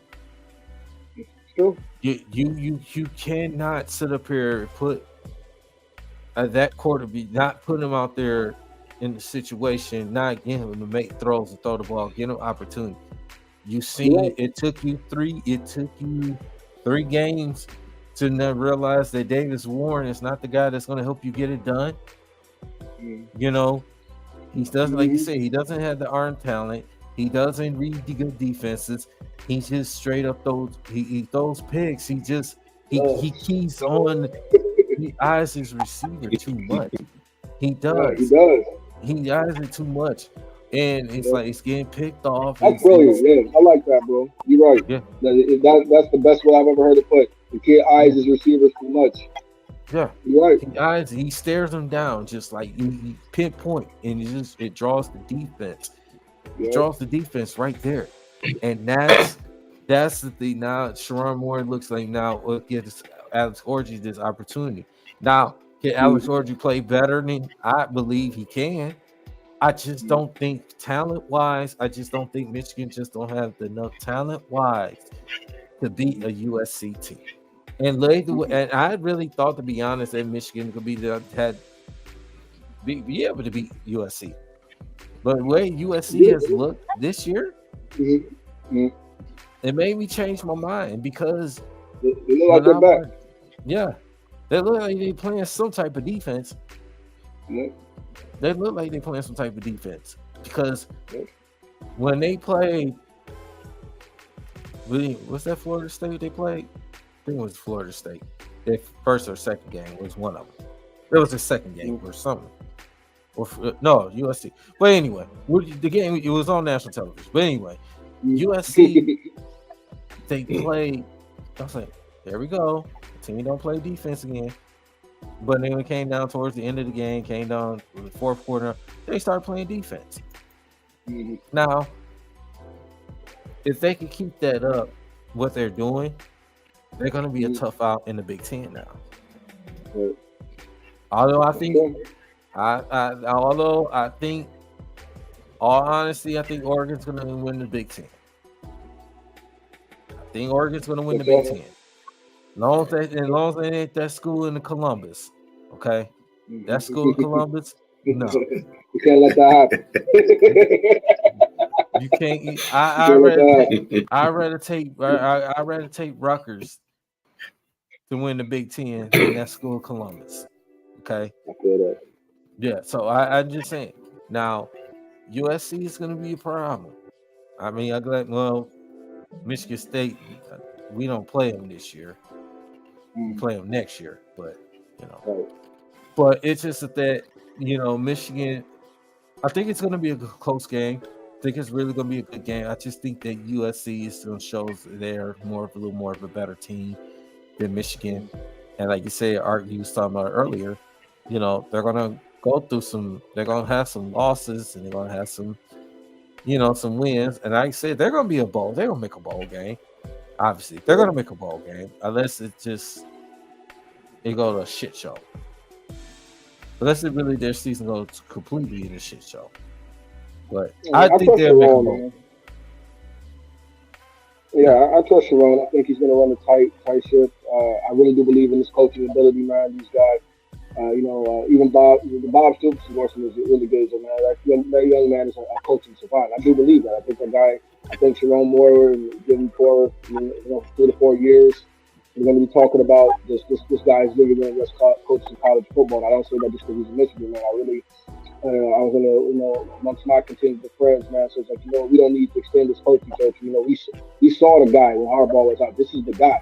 We have him on staff. We don't have to go, look for that dude to coach this team. But it's just going to take a minute to get all his guys in there and get his system in there and whatnot. Get the players that can run his system. Right now, he's got 2 players that they just can't do that. And Orgy, and I feel you.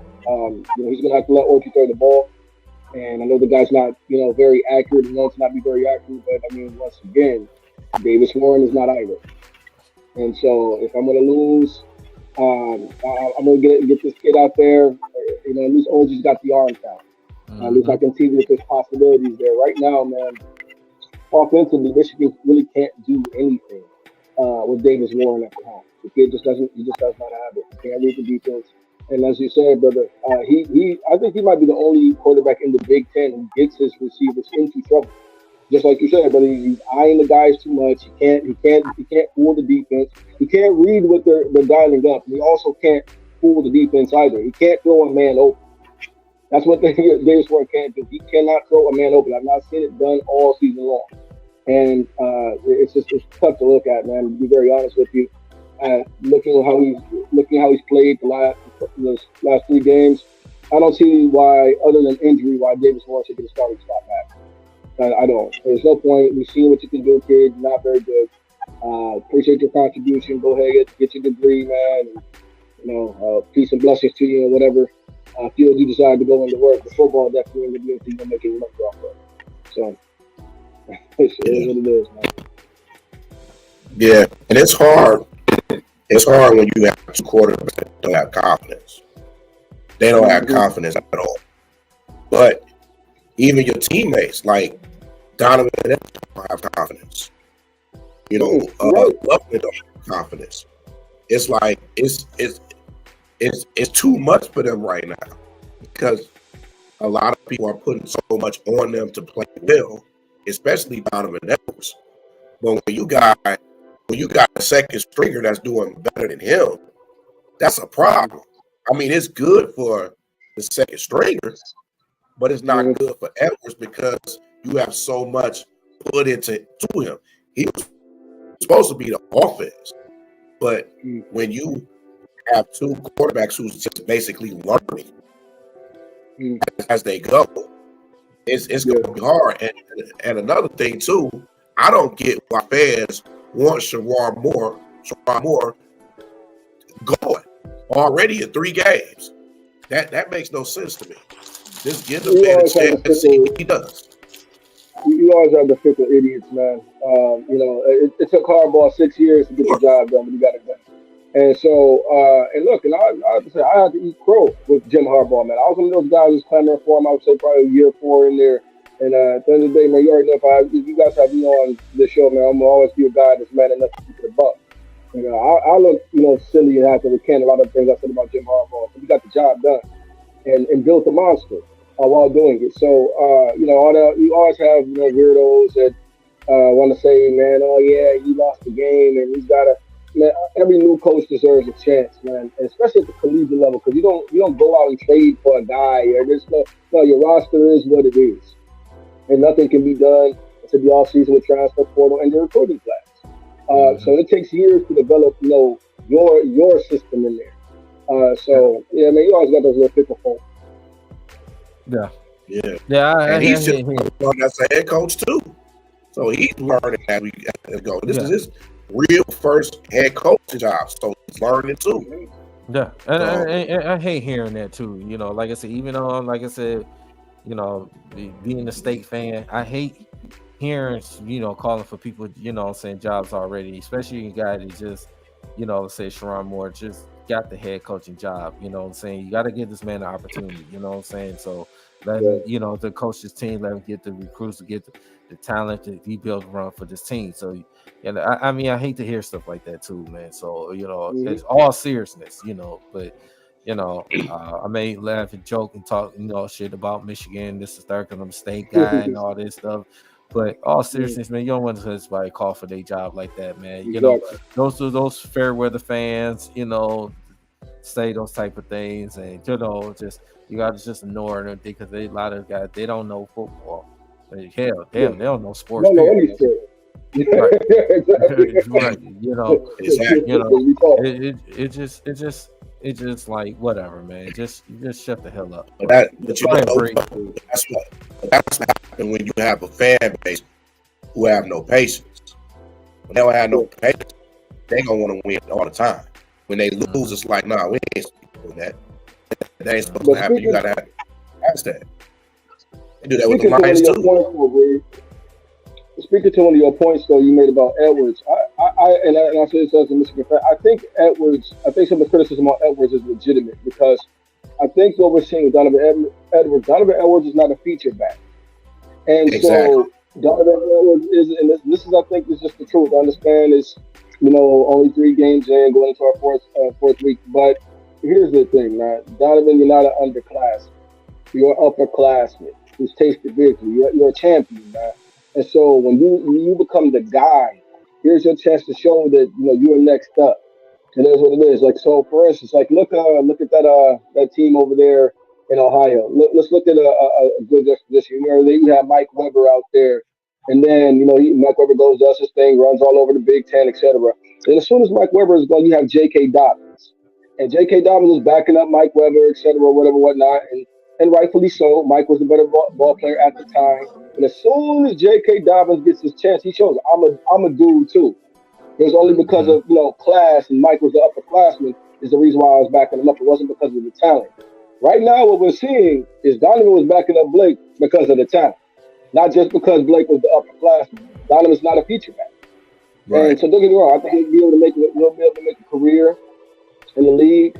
He'll get picked up somewhere, but he's not a first 3-round guy. He's just not. And Donovan is not that dude you build your offense around running the ball. But unfortunately, we got a couple beasts coming in recruiting. Like I said, Sherrone is doing a heck of a job recruiting right now. That recruiting class is amazing.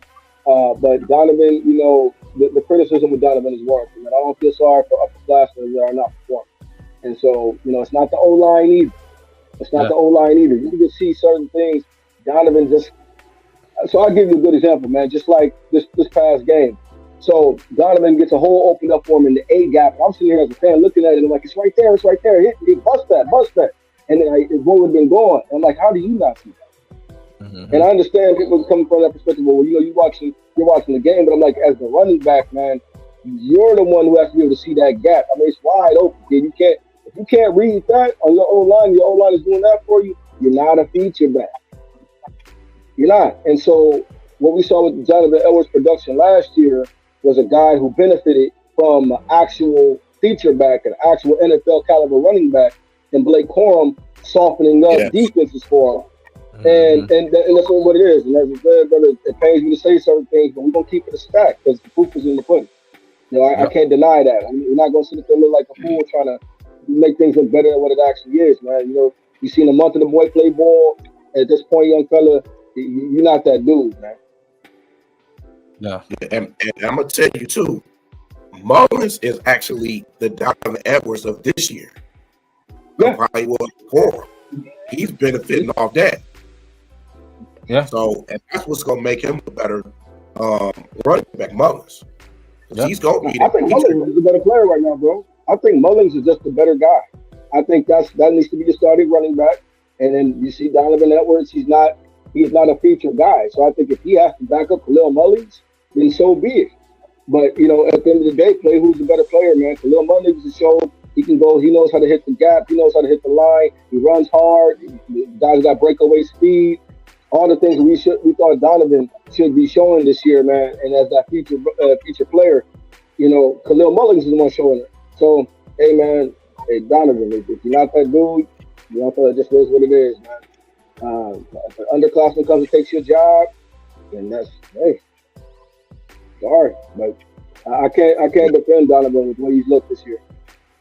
No, I definitely, definitely agree with that. So, but yeah, let's see what's going to happen. Like you said, Michigan got a big game against USC. Michigan State go back on the road, I guess, at Boston College, man. Definitely going to be exciting.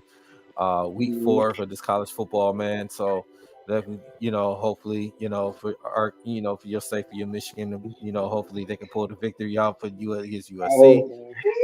And that would help the Michigan. It would help the confidence, get they first Big Ten win, because this is your first Big Ten play. So so it would help definitely. You go in there, get the Big Ten win, and that way it could build some confidence of going forward. Same with Michigan State. But you know what, D? This the thing, and people tend to forget this. USC got to know Big Ten football too. All these teams that's coming in, they got to learn Big Ten football. So they just not learning it just like how Michigan is learning USC. So it's a learning curve for them too. Yeah. Yep, absolutely. Like I said, definitely looking forward to it, man. A Big Ten game, for Michigan and USC. Michigan State going to play an ACC opponent of Boston College. Like I said, Boston College is a good team. We can't take them for granted. So we got to go out there and go on the road. And it's gonna be loud. And it ain't the greatest atmosphere in the world, but it's gonna be loud. Boston College fans, it's gonna be ready, man. So definitely looking forward to it, fellas. Man, we coming up on 10:30, and it's been a great show today, man. Talking about the Detroit Lions, talked about the Detroit Tigers, talked about Michigan and Michigan State. Art, man, so you the guest on our show, man. Oh, do we bottom of the 8th? All right, close it out now. Tigers to close it. Tigers to get that win, that would be huge. Yeah, especially when Minnesota Twins lost today, so that would be huge. So, Art, man, so you're our guest, man. Any final thoughts, man? No, man, I think we covered everything. It's gonna be interesting to see how the Michigan quarterback story plays out. I think State takes care of business this coming weekend, man. I really do. I missed the segment about you guys talked about the Lions. So I'm not sure what you guys covered with that. But hopefully golf looks a little bit better this coming week. That's what I will say. And hopefully Dan Campbell just makes better coaching decisions, man. I like Dan, but sometimes the lack of execution shows with Dan Campbell. So some of the blame is to him. You got two great running backs. They barely get the ball. And again, golf is another guy, man. He's not Aaron Rodgers, bro. He's not going to sit there and give him all these passes. He's going to continue to beat teams. So we'll see how that plays out, man. Absolutely, man. Bree? Yeah, man. Just hey, man, it's a tough loss against the Bucs. Hopefully, they can rebound against the Cardinals. Matter of fact, they will rebound against the Cardinals. I ain't even gonna say maybe. They will. It's going to be a tough road task, and Kyler Murray going to be ready. But I think we got this, though. We got this. So I ain't even going to add no negativities. Nothing. We got this. They just the game plan has got to get better. You got to give everybody more involved instead of just having one person. Just have everybody involved. That's what this offense is the best when they get everybody involved. We can't rely on just the defense because defense is going to get tired. We can't have them in there all the time. They're going to get tired. Well, Hutchinson was amazing Sunday, bro. He was amazing Sunday. Oh, he was incredible. Incredible. Best defensive player in the league right now. Best defensive player in the league right now. Period. Absolutely. Yeah. Absolutely. He was. Yeah. And it's, hoping that they will get that victory. Let's keep doing this thing. I'm gonna say this. It's a battle between him and TJ Watt. Fair. Yeah. Fair. I'm gonna lean Hutch, not because he's my boy, but just because, man, that game 4.5 sack game, man. Right now, to me, I want to see how TJ responds next week.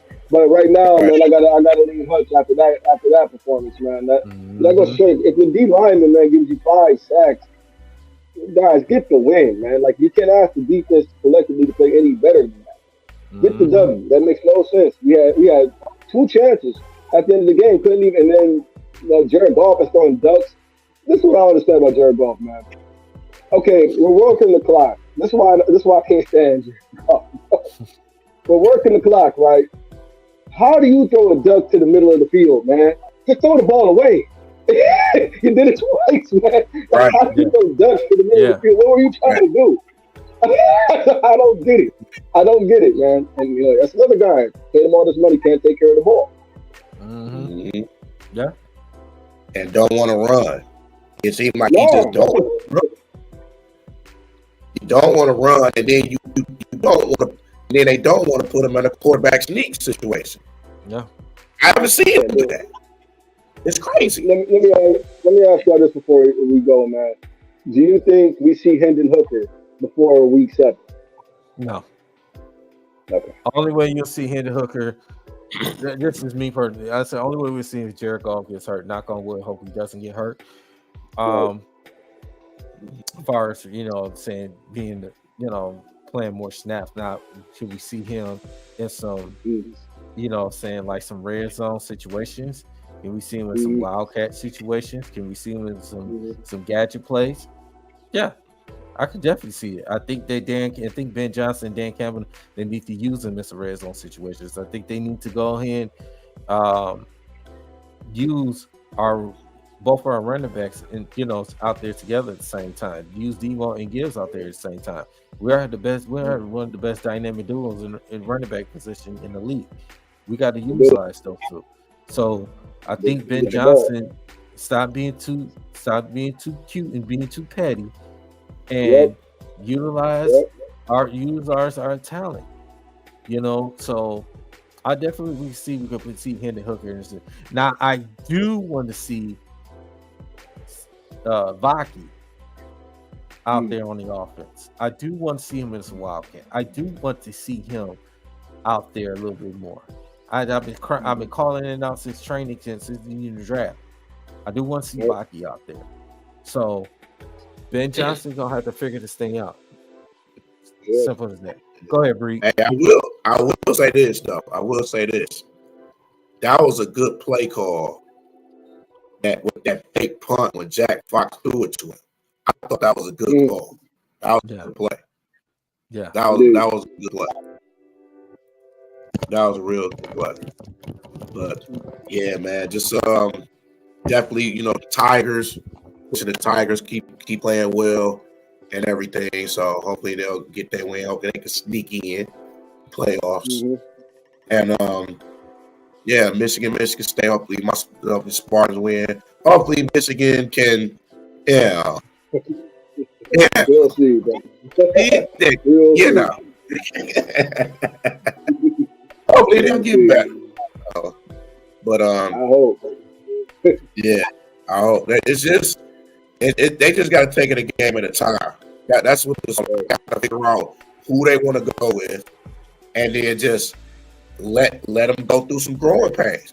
I would say go to Orgy, let them go through his growing pain, and then if they don't have a good season, they just don't. But it'll help them for next season on what to expect in Big Ten football. That's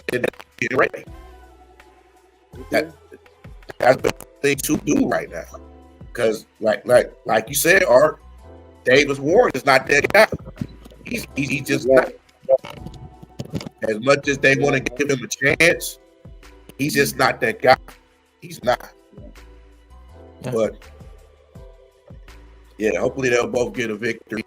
I will say this: shout out to Chris Godwin after the game. So, hey, Chris Godwin, you're a good dude for that. You're a good dude, even though y'all beat us, still a good dude for that.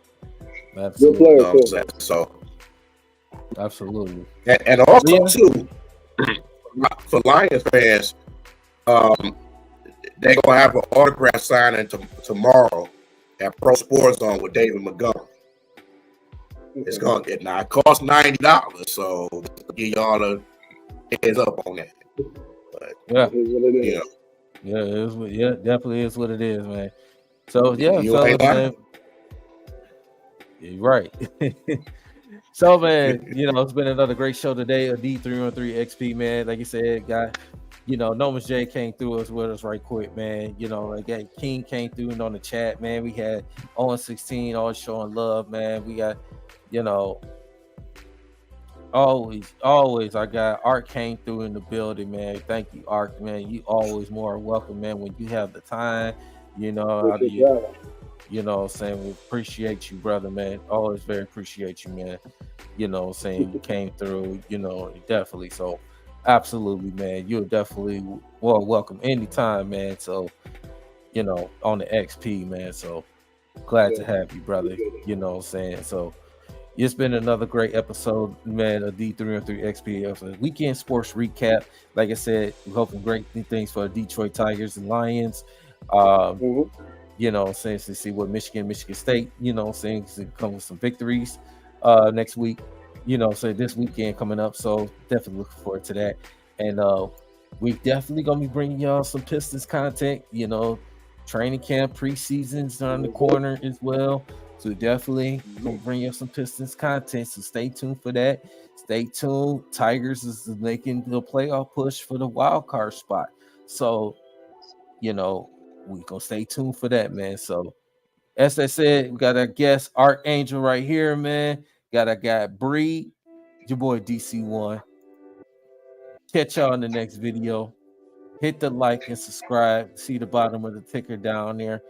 Hit the like and subscribe to the channel. Spread the word out, man. Give a shout out to all the content creators out there. Shout out to Downtown Dudes. Shout out to King. Shout out to Carl Collins. Shout out to Lions Nation Unite. Shout out to Lock On Pistons, Lock On Spartans, Lock On everybody, man. All the great content creators. Yeah, shout out, down, FD, out there in California, man. Shout out to him, man. So, shout out to the Format Podcast, Bruce Hope. So definitely give a shout out to everybody else, man, to show love with this channel, man. So make sure y'all hit the like and subscribe to this channel, man. So DC1, Yes, sir. Yes, sir. Bree, Art, we out of here. Catch y'all in the next video. Peace. Be blessed, buddy.